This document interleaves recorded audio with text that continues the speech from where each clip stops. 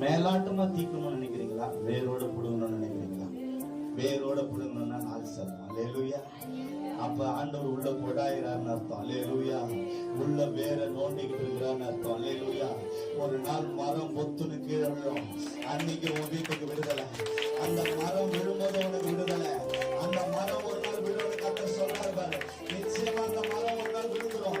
அது வேரோட விழுந்துரும். அது வேரோட விழுந்துரும். அது வேரோட விழுந்துரும். அன்னைக்கு உனக்கு விடுதலை. கையை தட்டி நான் பார்த்து நன்றி. என் ஆண்டவர் வாக்கு கொடுக்கிறார். நிச்சயமா அது விழும். அது நிச்சயமா விழும். அது நிச்சயமா வேறு அழிக்கப்படும். அது நிச்சயமா புழுகப்படும். அது நிச்சயமா எடுக்கப்படும். அந்த கட்டிகள் அழிக்கப்படும். அன்னைக்கு நீ மகிமையை பார்ப்ப.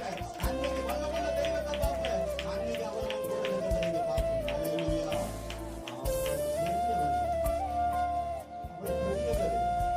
அவ்வளவு பெரிய தகப்பன் நம்ம கூட இருக்கிறார். அல்லேலூயா. அவ்வளவுதான் சொல்றேன். மாம்சத்துக்கு இருக்கிறது. அல்லேலூயா. அது உன்னை மரணத்துக்கு நேரம் பண்ணிட்டு, அது உன்னை நரகத்துக்கு நேரம் பண்ணிட்டு, ஆனா ஆவியின் சிந்தை உன்னை ஜீவன், உன்னை சமாதானத்துக்கு நிலையாய்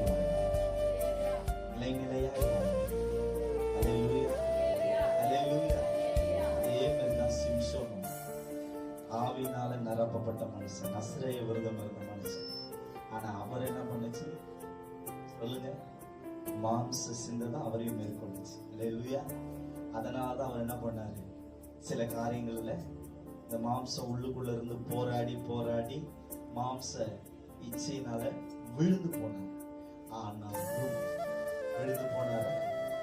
ஆனா கூட இருந்தது யாரு? பெரியவர். அல்லேலூயா. ஒரு சிங்கத்தையும் அந்த மனுஷன் கிழிச்சிருக்கிறாருங்க.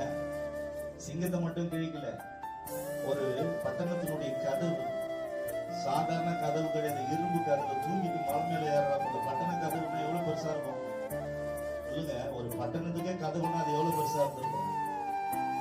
எவ்வளவு பெரிய கதவா இருந்திருக்கும்? எவ்வளவு பெரிய இரும்பு கதவா இருந்திருக்கும்? அந்த இரும்பு கதவையும் மனுஷன் தட்டி தூக்கி வச்சு தோல் மேல வச்சு மலை மேல போறாரு. அல்லேலூயா.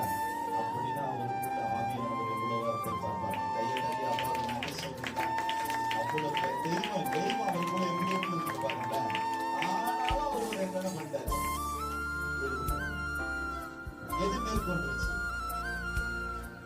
கடைசியில் அவருடைய நலனமாக போலீஸ்களுக்கு முன்னாடி வேடிக்கை காட்டுகிற பொருளாய் மாறி அவருடைய கண்கள் விடுங்கப்பட்டுச்சு.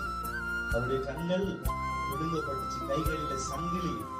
இப்ப அங்க இருக்கிற ஒரு ஆளை கூப்பிட்டு கேட்கிறாரு, இந்த பில்டிங்கை தாங்க தூங்கி வைப்பான்.